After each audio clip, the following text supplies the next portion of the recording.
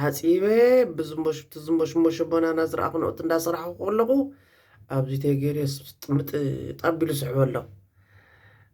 ኣብዚ ከዓ ንሱ ገይረሉ ኣለኹ ኣጸቢቐ ፍሕፍሕ ሓቢለዮ ፍታናይ ተሓንቲ ፍልፍላይ ከዓ እዚኣ ገይረያ ጉበሮ ይጠቅም ዘይጠቅም ነገር የለን ናቱር ግበራ ብሕልፍ እንትን መናእሰይ ጋና ደለኽን ካብ ሕጂ ተኻናኸንኦ ከምዝኣነ ዝገብሮ ንየበሎ እዚ ክሬም ወዲ ክሬም በዓል ዳህላክ ለንደን ዝህባኽን ንየበሎ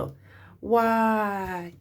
እቲ ክሬም በይን ዳኣማ ከሪአክኒ ሕጂ ዳሕራይ ቡን ከፍልሕ ከለኹ ተመፅእ ከሪአክኒ ብጌጋ ገዚአ ነይረት ናይ በቐዳማይ እቲ ንእዳውካ ንገሊኻ እንድበልክዎ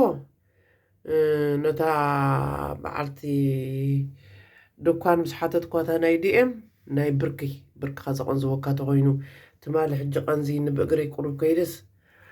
ኣምፃ ኣቢለ ብእግሪ ደሪዘየ ደቂሰስ ገዲፍኒ ናይ ብርኪ እተን ሓደ ከዓኒ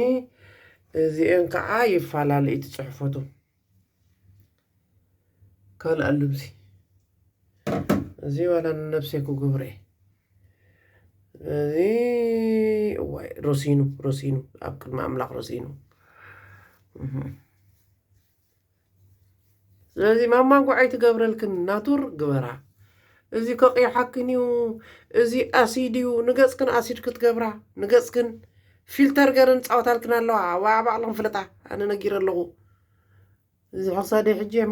ናይ ዝፅላል እዩ ናይ ዝፅላል መርማዕረ ሕብሪ ሓደ እዩ ሕብሪ ገፀይን ክሳደይ